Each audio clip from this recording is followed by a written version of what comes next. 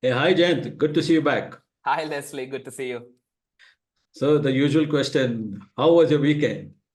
This weekend was a mixed bag. I traveled to Hyderabad to meet parents, and my brother was traveling, coming in from California, and I Oh, had a very interesting lunch with his IIT mates, about six of them. One of them is actually an AI researcher, and I was catching up with a okay. bunch of them after almost 20 years. So it was a very Uh-huh. interesting dinner, not lunch. Okay, with a bunch of six IITians from various groups, various Okay. backgrounds. So yeah, it was in Hyderabad. So catching up with parents, brother and brothers, So college mates. what did you all discuss? AI, Gen AI. Yeah, I mean, among other things, from football clubs to AI to everything else. How about AI or Gen AI in football? Yeah, a couple of guys, especially Manchester United fans, were asking for that. Considering what the club is going through in terms of their after Fergie left, what Manchester United has been brought down to. As an Arsenal fan, I'm very happy about that. But yeah, Man U fans were there was one hardcore Man U fan who was asking, can AI do something to reverse the fate of my club? Oh, Yeah. okay. That's pretty interesting. Yeah. In fact, actually, since we had Nirmala Sitharaman, the finance minister of India, she came out with the interim budget. Now, obviously, I don't think there were, too many expectations around it because nobody expected any big bang kind of announcements. But Considering it's an election year, yeah, this was yeah, always going to be an interim budget. Yes. correct. But the interesting part was, if you actually, so you know that before the budget day, you have the economic survey. So Yeah. this time, of course, again, because of the election year, you didn't have the economic survey. So you had Rates. the a note called the Indian economy thing. I think it was a 12-page document, if I'm not mistaken. So there was a mention on artificial intelligence. Yeah. So again, Sunrise you know sector. what? One is the sunrise sector, but second, very interestingly, its impact on trade services and Yeah. especially the kind of digital services that are being exported out of the country. Mm. So how to take measures and all. So they have taken cognizance about of that. I thought that very interesting. In this interim budget, though there were no big bang announcements, I think there were two or three things that immediately caught my attention, which I felt that I should highlight. One, of course, is the fact that what Sitaraman said is that basically she said, okay, I mean, the tenor as such was more about continuing to strengthen the country's digital public infrastructure, the DPI Yeah. part. DPI. Yeah. And they have called it now, she's actually called it a factor of production in the 21st century using deep tech technology. So, calling it a factor of production in the 21st century, that's pretty interesting because otherwise you have your typical factors of production, whether it is Correct. land, Correct. labor, Correct. the what traditionally economists have been talking about. Right. So, I thought this was it's giving sort of DPI its right place in the economy. And not just in the economy, as DPI as a front for India in its geopolitical stance. Look at it this way, right? Yes. In the 20th century, when America grew to become the superpower, right?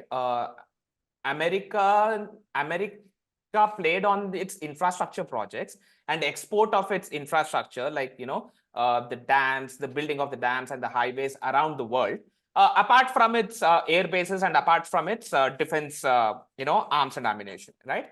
The around the 2000s version of that, what China was doing, that was the BRI, right? Okay, it was trying to build this huge, Belt and Road Initiative, and it was exporting uh, its labor and its, strategy of building that BRI, okay, across the world, okay, and India looks like DPI is its BRI version, or its own version in the 21st century in the digital ecosystem space. The fact that we have successfully built and deployed and at scale grown the digital public infrastructure, okay, and it has garnered a lot of interest, especially in the recent G20. I think Indian government, Indian administration is also looking at DPI as a facade front runner and a flagship initiative for its geopolitical stance globally as well. I mean, I I, I was think I think they're doing a good job on that because I think absolutely, there's no parallel. yeah, If yeah, you yeah, see yeah, in the world, there's actually no parallel for the India stack. Whether absolutely, you call it the Aadhaar, whether you call it the account aggregator, whether you take the Unified Payments Interface, the UPI, whether you even now you'll have the health stack, the yeah, Ayushman connected to Ayushman Bharat, and you have been working on some parts of this. So, correct. I mean, so what I found very interesting with land, labor, capital, and entrepreneurship, the four building blocks of the factors of production, and then adding the whole India stack to it. I thought that was a master move. And I agree. And the Minister of External Affairs, Jaishankar, made a statement yesterday. I remember reading this yesterday that India has many. I mean, as much digital payments within a month that US has in 3 years. yeah. Okay, I remember it was August last year when the UPI, the India stack, crossed the 10 billion transactions per month milestone, right? And yesterday I remember reading this. So I think it's a proven infrastructure platform at scale that we can very proudly talk about, and also are at a stage of exporting right now. A proven, scalable, Yeah, and a secure platform. These are very important considerations, and especially when we're speaking about AI, data analytics, etc. Because I found that extremely important. Like just I have stopped carrying wallets. Of course, my only fear half of the time is that okay, if you don't get an internet connection, now that's the other part of it. Like okay, if there's no tower around you, and if you have not carried a wallet with you, then you're in serious trouble. Especially if somebody, if you have some officer asking for your license or something, because I have everything on my mobile, so my mobile is actually my wallet. But yeah, I mean, in most parts of the city, I mean, or metros for that matter of fact, we do have access to it. So that was one part of the announcement that I found pretty interesting. Then, of course, the second part was allocating 1 lakh crore. That 1 lakh crore is a kind of a corpus. Now that's for upskilling or skilling or whatever you want to call it, and it's a kind of a 50-year interest-free loan. mm, mm. Okay. Now that is like, I mean, if you go by what the finance minister says, the hope is basically that it will, the private sector will be encouraged to take up research and innovation, Yeah, etc. yeah, I am not clear about how it is going to pan out because now when you say those 50 details haven't year, been mentioned. Yes, yeah, I mean, in the sense, I don't want to speculate too much about a 50-year interest-free loan. What happens? Should we be paying the principal? And is it a person lives for 50 years? If I get a 50-year interest-free loan, I'm not sure why I would yeah, want to pay it. And then cheap are they money, right? Yeah, cheap money? And I mean, would they ask for guarantors? Would they ask for this? So I think that clarity, the devil is in the details, as you said. always the disbursement details and the criteria have not been mentioned. Okay, Yeah. yeah, and it's So very interesting considering it's a interest free loan that the government is giving, and if you look at the budget, the government is paying 20%, of where 20 paisa out of every rupee that's going out the government is actually paying in the interest of yeah. from its borrowings from the global agencies, financial agencies. So Yeah, that's very interesting. I guess because the tax, they managed to garner in more tax revenue and GST revenue. Yeah, So I think that's working well for them. But if they're, taking it from this part of the coffer and, giving, I'm fine with it. But the other interesting is the new scheme that the finance minister announced related to deep tech startups in the defense sector. yeah. So obviously we have a lot of startups with drones, robotics, and various other kind of stuff that they are already catering to the defense sector.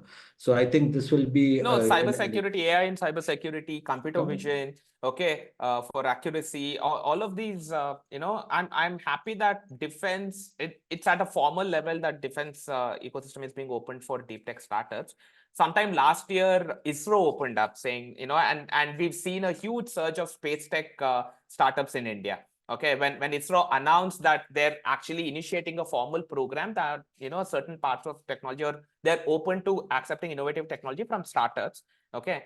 We've seen in Bangalore, and other startup hubs of the country, the space tech startups all of a sudden, mushroomed, and the venture, capital investment dynamic improved in that all of a sudden. So that was one But shot in the arm, and this but is another Jayant, big one.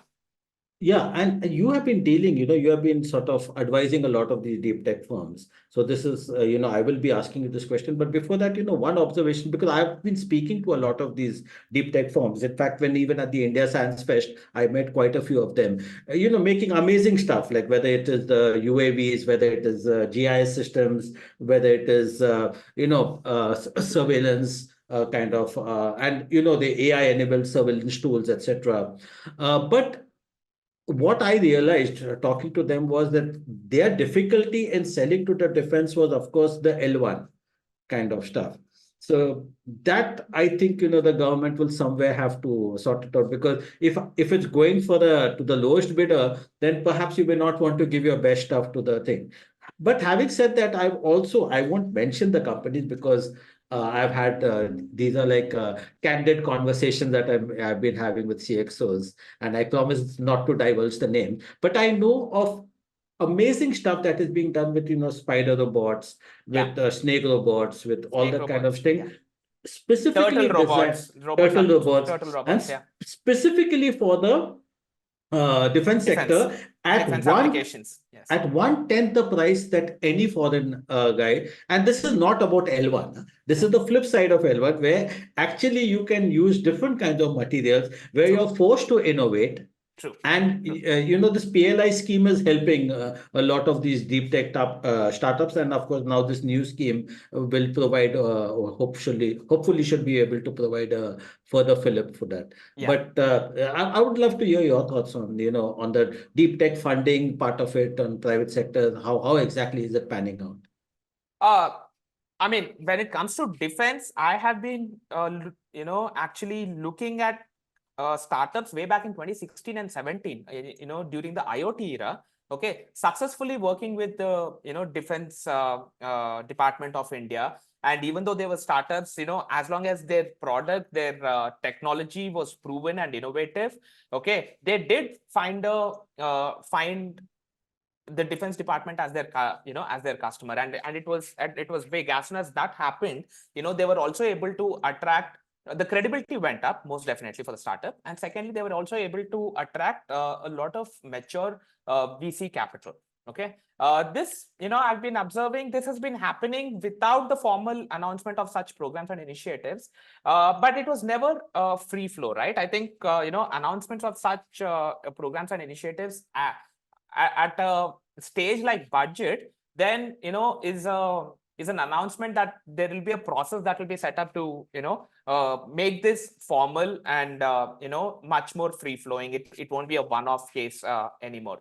But what I have seen is that both when the Indian Space Research Organization and then the various defense departments, uh, when they started working with the startups, the private ecosystem, especially the investor ecosystem, gets really excited. They energized. Okay, now they have more confidence in investing in the startups which are working on some of these solutions. Okay, and I see this activity happening. The private ecosystem opens up, and what happens with the startup, this is what I'll happens with the startup.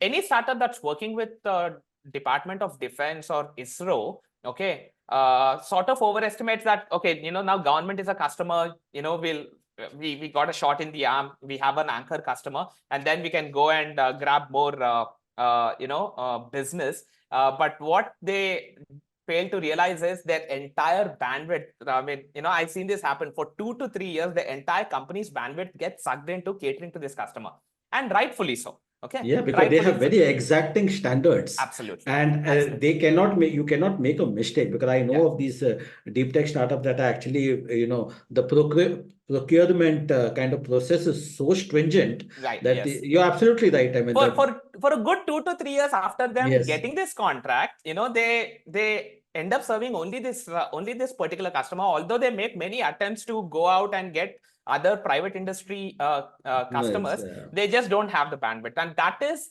an attitude adjustment and an expectation that the startup teams, the founders, they need to have. Okay. And also that casual approach doesn't work with the It won't. defense It will department, not. because It will not. they are known for that formal process. They are known Absolutely. for protocol, Yeah. and rightly so, because you're dealing with the security of the nation. So things cannot be Absolutely. taken lightly. And of course, NDAs around it. They cannot speak about their clients. True. Yeah. Yeah, That's another because thing. They cannot speak about the client, or even if they can speak about the client, they can just about not say what they're working on. yeah, Okay. they can just say, okay, we are working with the armed forces or with the. Yes. They can't say anything beyond that.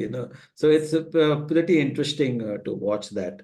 And of course, I also found, I mean, in continuation, I mean, of course, the Philip for the deep tech startups, but another part on the AI is like if you see that they're trying to expand. She said that the government is trying to expand and energize the EV ecosystem, the electric Right. vehicle ecosystem. Right. Now, what happens is my context is that, okay, she has not directly spoken about AI tools, AI ML tools, and advanced analytics, but it's a logical progression that the more you energize any of these sectors, the more you expand and invest in these sectors, and you try to build the ecosystem, then you will require chips for that, whether it's conductor chips, you will require, so everything is connected, that 360-degree, and the whole ecosystem is connected. And of course, you know that both Delhi government and the UP government have been talking about developing the cities into AI cities. I Yeah. honestly, there I'm a little skeptical, because we have already been talking about 100 smart Smart cities. cities. So Smart I cities. really don't know, And in those smart cities, AI was supposed to be the AI was supposed to enabling be. technology at So, the back end, any which ways. I mean, so behind honestly, all the unless sensors. Yeah. Yeah, so unless it's just a rebranding of the entire thing, I'm not too sure. So there, I would not really give the government too many brownie points on that. But on the DPI part of it, on laying down the Yeah. foundation, on this underscoring the fact that skilling is required, on Yes. talking about the IITs and whatever they have been doing over the period of time, I think that's an amazing stuff, I think laying it's down the a foundation. Absolutely, because when it comes to skilling, we are seeing the biggest IT services companies also doing it at mass scale, right? I mean, the TCSs, Infosys, Wipros, they're talking about 100,000 employees getting retrained on various aspects of AI and the future of AI based work, right? And when one of the biggest driving or export sectors of the country, okay, and also the white collar job provider of the country, and its biggest players are talking about this reskilling at mass scale. It's only But Jayant, let me ask tell let me me ask you an honest question. You have tell been me tracking the IT sector. I have been tracking the also IT sector. also yeah. Tell me honestly, what do you feel? How much reskilling can be done? To what level? Because AI at any given point in time is today. If a person reskills at, say, even at 10x, an AI model tends to reskill itself Yeah. or Yeah. upskill itself at 100x. At 100x. I personally have no idea, and I've asked many people, and they seem to be equally clueless, or Yeah. either Yeah. they seem to be shooting in the dark as to what is the level at which we'll be able to cope up with these kind of models. So here's the thing, right? I really hope that when these companies talk about reskilling its workforce, I hope it's on the soft skills and the attitudes than the hard technology skills, because the Gen AI foundational models, what they were in first half of 2023, were completely different when in the second half of 2023 in terms of their stability, in terms of their maturity and evolution itself. And where we are right now, as on 1st February 2024, okay, will be completely different 6 months from now, 1st August, 2024. In terms of how these models are evolving and maturing themselves, and what they'll be capable of doing in such a scenario. Okay, you really can't train technical or technology skills, okay, to the workforce. Rather, you might want to train in the attitude of continuous learning and keeping up with these technology changes and looking at innovative applications, okay, and problem solving, okay, or as the technology evolves. okay, as the technology evolves, because that is where the future of some of these IT services, especially the consulting part of it, is going to be. Okay, the IT services companies, their consultants, okay, are the future of their work is a significant amount of it is also going to be telling their clients how best to use this technology for what applications and services in their business workflows. Okay, and to advise that and consult that for their clients, these the personnel of these IT services companies need to be one step ahead in terms of critical thinking and lateral thinking as the technology evolves. Okay, because No, I'm clearly, glad. yeah, No, I'm glad you brought up that point, because I think so.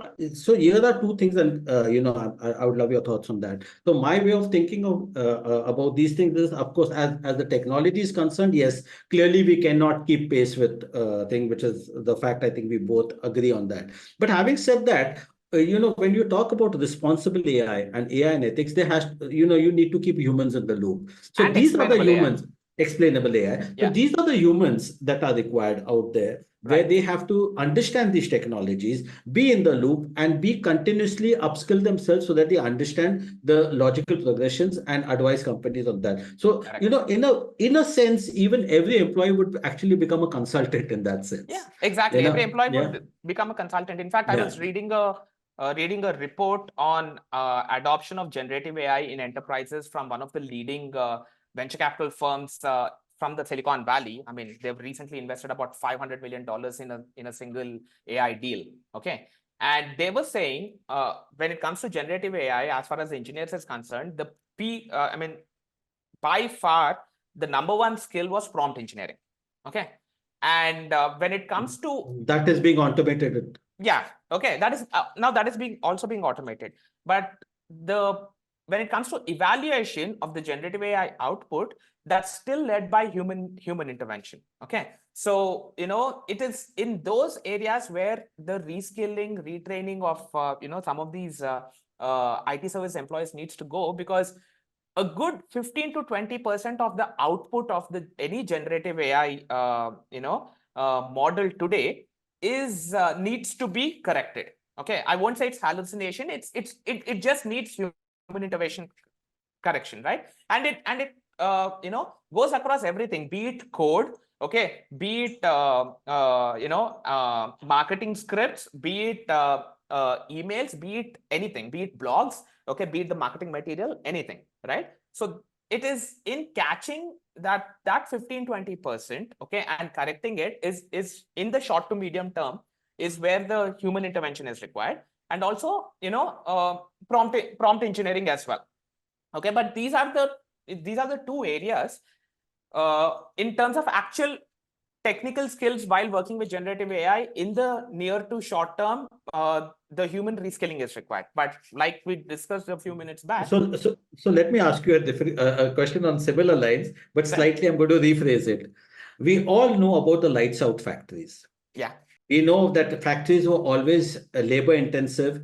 Then they moved to slight automation. Then they moved to heavy automation. And then many of these companies, depending on the ROI, because at the end of the day, if you feel that robots are not going to bring in an ROI, or they're too expensive to bring on the factory floor and their labor is cheap, especially in a developing country like India, you will still continue to have human labor. But there will come a point at some point in time where you will eventually have a lights out factory. In the services sector, we're very hesitant to ask that question, that non-linear versus, we always feel that, okay, services sector will be linear growth, because now currently, of course, that thought process is being challenged very strongly, saying that no, practically every sector is going to see where you require 10 people, you'll probably just require 2 people.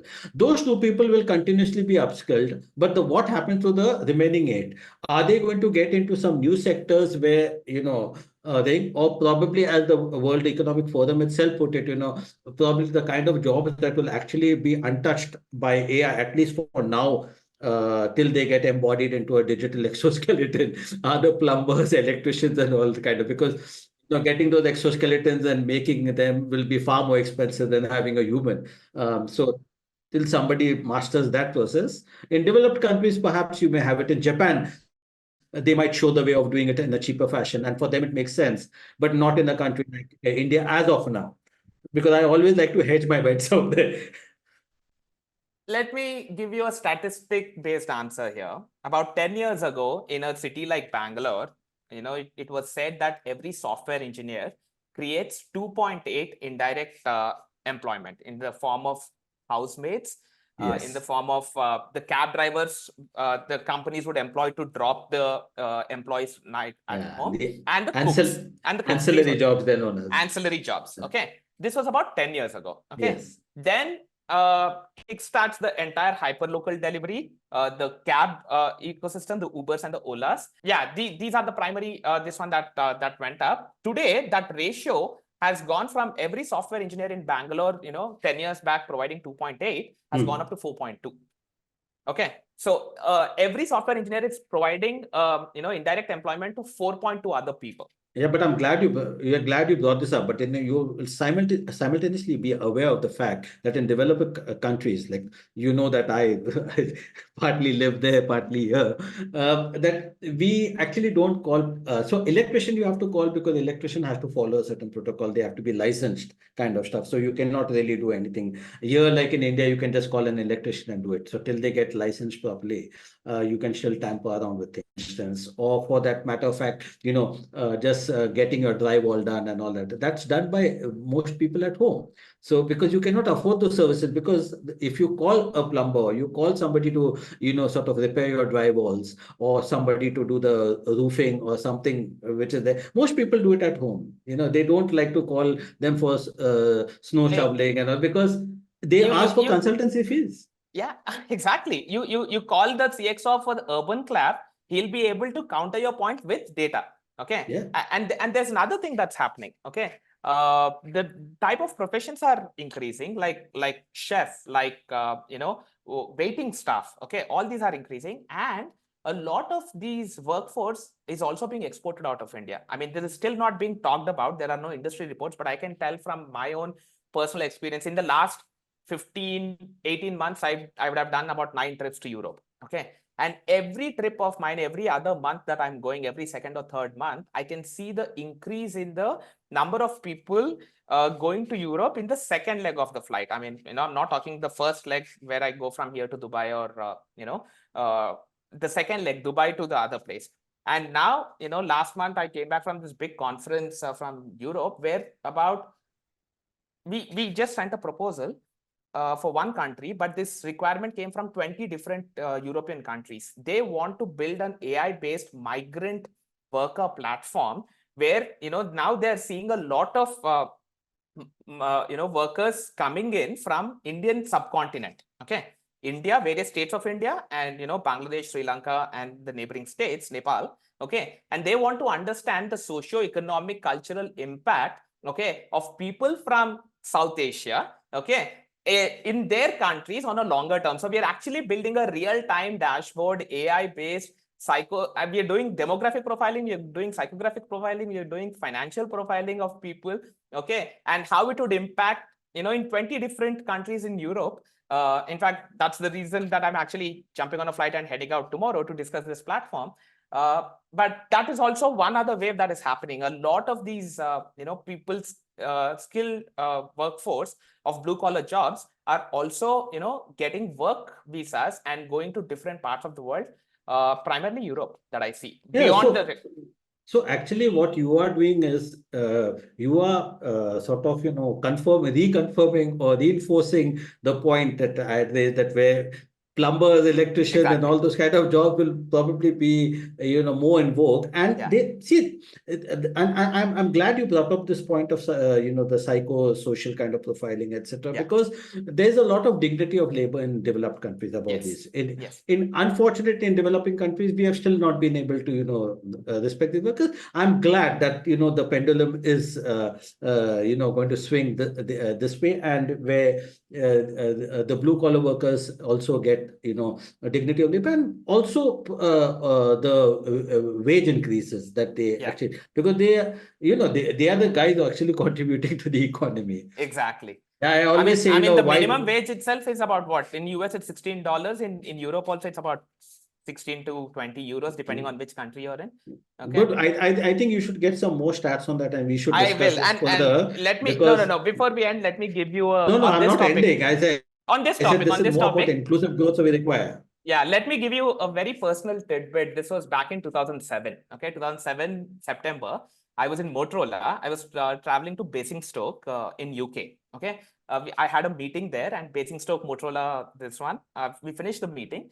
I did not book my rental car. I mean, self-drive rental car from Avis or Hertz right from the Heathrow airport. So, I was booking it from my Motorola office because I was staying there 3-4 days. My brother was studying in Cambridge then. I wanted to drive down there. So I booked it and I was waiting for the car to be delivered, and 5 o'clock, the entire building and the campus gets empty, vacated. This was 2007 September, and I'm waiting for my car to be driven down and delivered to me in the parking lot of Motorola.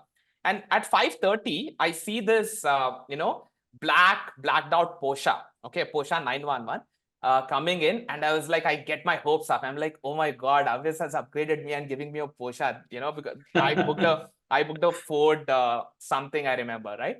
I'm like, oh, and I'm getting a Porsche, and this guy comes in, parks, he gets out, he looks like a guy who would be, doing the Avis car delivery, right? I'm like getting my hopes up, and he goes, opens the boot, takes a big broomstick and walks in. He's the janitor of the building. Okay. Once the workforce has gone out, and I'm like, okay, nice. Okay, good to drive a Porsche. So talking about Yeah, dignity you of may labor want in those countries, you okay, didn't I would rethink your profession at that point in time. for a moment I did, honestly. Yeah. My point was talking about dignity of labor, okay, and how some of these people are considered even experts in what they do, and the lifestyle that they lead, the houses that they live in, the cars that they drive. Okay, I just wanted to give a personal tidbit from almost No, no, 20 years. absolutely. And in fact, I fully agree with you because this is important, giving farmers their due, giving electricians their due, giving Yeah, plumbers their due, and recognizing their place in society, which I think developed countries do a lovely job of it. And I think it's good. It's a good re-education for all of us. But right. I think we should get an expert who can also, give us some more Yeah, stats on this. That would be, and I will sort of assure our viewers and listeners that we will do that very soon. But before we end this episode, I can't allow you to go without talking about the AI-enabled smartphones and the oh Gen yeah, AI smartphone, because you have been with Motorola, you have been hardcore with smart with phones Nokia, before they Nokia, became smart, smart. sort Yeah. of. Yeah, now Yeah, with Gen AI, we left all our smarts in those companies and we walked out and we made the exactly. phone smart. We made the phone Phone smart, we smart. became dumb, I guess. But Yeah. having said so, I was looking at some numbers from Canalys. So the numbers are like AI capable smartphones will likely comprise 45% of the total smartphone market with 635 million units in 2027. Mm. And of course, I mean, the reference point was the launch of Samsung Galaxy Yeah. S24. Yeah. But the interesting part was that Counterpoint also came up with some, numbers, but they came up with for Gen AI also. So they Mm. said by Mm. 2027, Counterpoint expects Gen AI smartphone shipments to touch 522 million units, which means a CAGR of about 83%. So effectively, what Counterpoint is saying that over that, say by between calendar year 2024, the year that we are in, and 2027 calendar year, we would effectively have over 1 billion Gen I smartphones, which will be Yeah. shipped cumulatively. Now, Yeah. that I thought was quite a number. I mean, Now, here's the no, thing. I'm not going to ask you about the numbers. I'm not going to Yeah. hold up because Yeah. these numbers are you can talk about 1 billion. I could tell you 10 No, billion. let's talk about trends, right? Let's talk about Yeah, what no, that means. What I that want to means. ask, yes, I want to ask you that, but my question is very pointed. Yeah. The way I understand, so one thing I think our viewers and listeners ought to, understand what means. So AI enabled smartphones we already have. What we are holding in our hands already has AI. So Exactly. you're not looking at something separate. Of course, the processors have got smarter, they are more powerful. The system on chips, etc., have are much better. But here you're talking not only for when you're talking about integrating LLMs. and Gen AI models on device, that would, necessitate a different computing platform and the software capabilities. So even if you look at what Canalys says, it clearly points out that the SoC or the system on chip, should include a dedicated unit like AI processing, the accelerated processing units. And, whether it's a Google TPU, whether you're using MediaTek's APU or whatever. And it should be the smartphone should be able to run LLMs and other generative AI models on device. Right. Now, I think you already the ones which we have in hand also can run whether they can run an LLM as effectively as a Gen AI enabled kind of smartphone. That's what I want to understand from your point of view.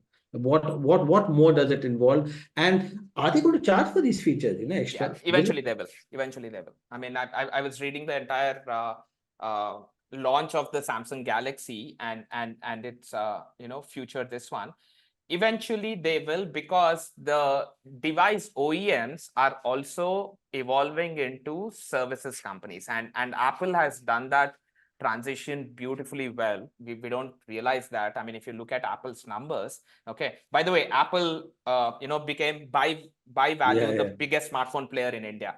Right? Yeah, that is what I was telling. Because they pointed out that it shipped something like 10 billion phones or something like that. So I said, no, the bigger number is that Samsung with an 18% market share, and the top, the leader has much lower revenue than even much Apple lower revenue share, much with a lower 7%. profit share, much lower profit share. Profit share with a 7% market share. So I thought that was, I mean, so they did that. No, but having said that, see, device OEMs are evolving into services companies, okay, with recurring revenue. Okay, Apple showcased that extremely well. Samsung also, has been attempting to do that. With generative AI capabilities going forward, that will only anyway become a necessity for these companies to start charging for these features. Now, talking of AI-enabled smartphones and Gen AI-enabled smartphones, today, any phone that does your ability to take the image in a better way, auto adds filtering, auto corrects and auto crisps the image. Yeah, so they're not charging you for that, no? No, they're not charging you for that, but they're all counted as AI smartphones, because they've, the OEMs call them that these are intelligent and smart capabilities, right? Absolutely. So by that, this one, not just Samsung Galaxy, there are a bunch of Realme, Oppo, and Xiaomi devices today, as of Jan 2024, in India, which count for AI smartphones. But generative AI capabilities, you and I have discussed this a number of times on this podcast. First of all, the entire generative AI evolution itself is evolving to require less and less compute power.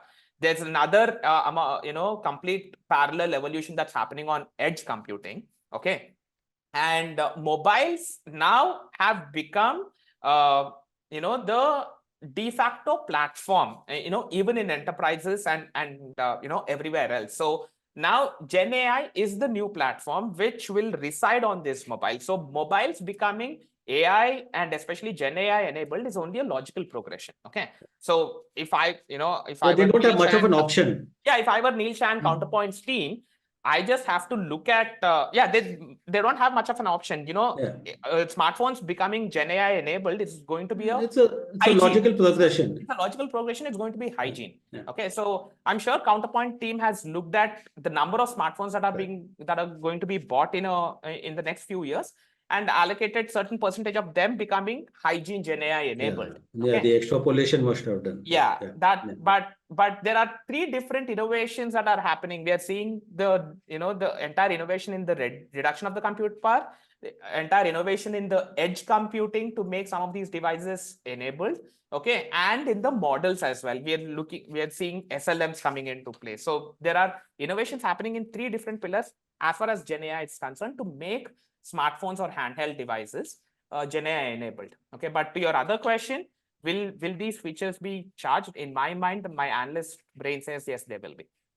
That's interesting, because the AI features are not being charged. So whether if they are selling it as a service, look at it. Probably no. So I'll give you an example. I'll give you an example. Okay, smartphone memory. Okay, earlier smartphone devices were being sold with 16 GB memory, 32 GB memory, 64 GB memory, okay, or 128 GB memory. Now everybody has a cloud, this one, and we all pay for iCloud, we all pay for the equivalent of that in Android. No one looks at the memory of the phone as the big feature while buying. All of a sudden, cloud has become a feature where we are all paying whatever amount that is monthly or quarterly or yearly for that service.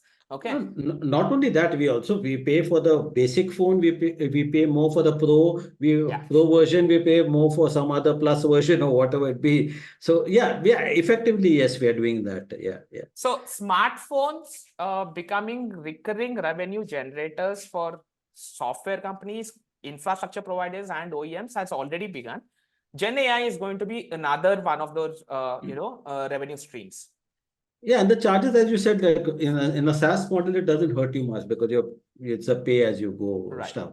And if you're using it in your car, if you're using, I mean, everything will be connected. So Right. you will have to have a Gen AI smartphone if you're using it in your car. If your car is running a Gen AI instruction voice mode thing, Right. we are in for exciting times.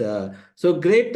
Wish you all the best and safe travels for your European thing. Hope you come Thank up you. with some more. And I would love to hear more when I ask you what's about your next week kind of program, you must be able to tell me, what all is Yeah. happening with that Oh, AI dashboard. I'm very curious to know that. yeah. Hopefully, I'll have some interesting conversations. We'll discuss that And next and week. hopefully the janitor you met will have a better car.